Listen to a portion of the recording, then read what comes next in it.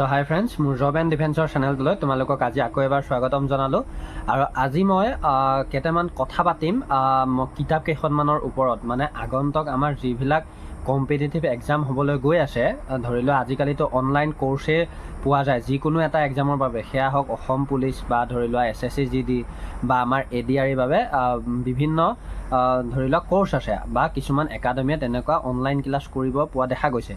কিন্তু কথা হ'ল, আমি তাৰ বাদেও নিজে ধৰি লোৱা প্ৰিপাৰেশ্যন হিচাপত GK/GS হওক বা যিখিনি আমাৰ ইণ্ডিয়ান হিষ্ট্ৰী হওক, ইণ্ডিয়ান GK হওক বা আসাম হিষ্ট্ৰী, আসাম GK হওক, তাৰ বাবে কেইখনমান কিতাপৰ কথা পাতিম আৰু লগতে দুই এটা আমি ডিছকাশ্যন কৰিম আগন্তুক আমাৰ পোষ্টবিলাকৰ বিষয়ে।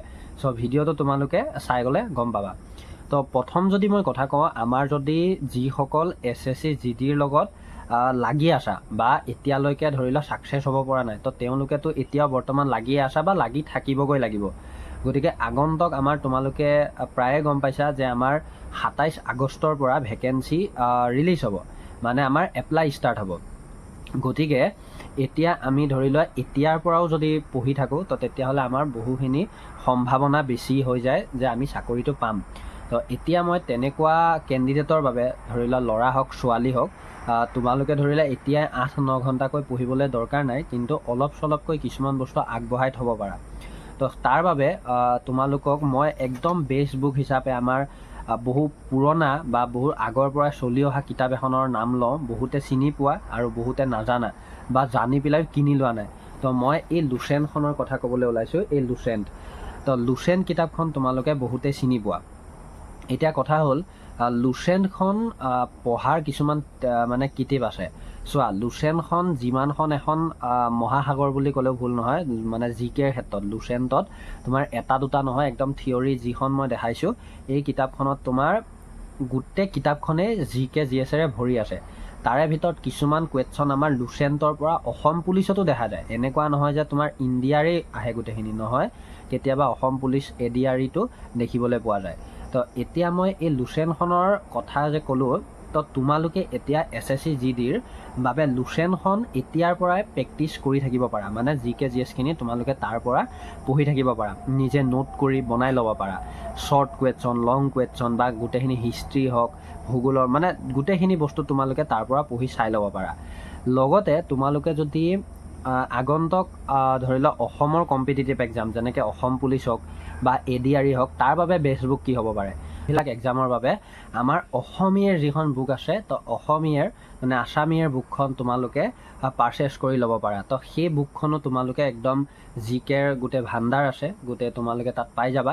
আৰু তাৰ পৰা পঢ়িলে অসম পুলিচ হওক, ADRE হওক, বহুখিনি কমন পৰা দেখা যায় বা আগৰ কেণ্ডিডেটে কৈছে বা আগৰ কুৱেশ্যনবিলাক চাওঁতে মই দেখিবলৈ পাইছোঁ। গতিকে তোমালোকক মই এই কিতাপ দুখনৰ কথা কৈ দিলোঁ। এই কিতাপ দুখন তোমালোকে ঘৰত ৰাখিবই লাগে, ৰাখিব লাগে নহয়, একচুৱেলি ঘৰত থাকিলে তোমালোকে অলপ চলপকৈ মাজে সময়ে পঢ়ি থাকিলেও বহুখিনি কথা জানিব পাৰা। তো মই আজি সেইটো কৈ দিলোঁ। আৰু এই কথাখিনি কোৱাৰ মোৰ মূল কাৰণটোৱে হ'ল, মোক বহুতেই মাজে সময়ে সুধি থাকে যে দাদা, আগন্তুক আমাৰ যিবিলাক ধৰি লোৱা SSC GD হওক বা অসম পুলিচৰ বিষয়ে আমি কোনবিলাক কিতাপ চাই থাকিব লাগিব বা GK/GSৰ বাবে বেষ্ট বুক কি? এতিয়া GK/GSৰ বাবে তেনেকুৱা আজিকালি বহুত বেষ্ট বুক ওলাই গ'ল, ভাল কিতাপ ওলাই গ'ল। কিন্তু তাৰ বাদেও আমি যদি একদম সামান্য খৰচত বা আমি যদি জনা কিতাপৰ ভিতৰত এই লুচেণ্ট আৰু আছামীয়াৰ বুকখন বেষ্ট বুলি মই জানো। বাকী তোমালোকক কৈ দিওঁ, যিখিনিয়ে SSC GDৰ বাবে নতুনকৈ প্ৰস্তুতি চলাম বুলি ভাবিছা বা চলায়ো আছা, তো তেওঁলোকক মই এটা কথা কৈ দিওঁ। তোমালোকে বহুতেই জানা যে আমাৰ RWAৰ কিতাপবিলাক বহুত ভাল হয় বা তেওঁলোকৰ কিছুমান আইডিয়া এই কিতাপবিলাকৰ পৰাই ল'ব পৰা যায়।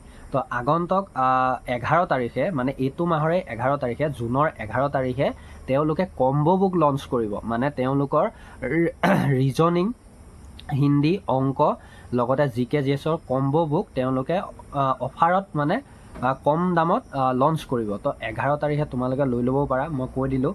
আৰু এইটো মই কোনো প্ৰচাৰ চলোৱা নাই, জাষ্ট মই তোমালোকৰ হেল্পৰ কাৰণে ক'লোঁ। আৰু যদি কম্বো বুক তোমালোকে নোলোৱা, ছিংগুলকৈ কাৰোবাক যদি GKৰ বুক লাগে GK লৈ ল'ব পাৰা, কাৰোবাক যদি হিন্দী লাগে হিন্দী লৈ ল'ব পাৰা বা এনেকুৱা। গতিকে মই এই কিতাপখিনিৰ কথা কৈ দিলোঁ।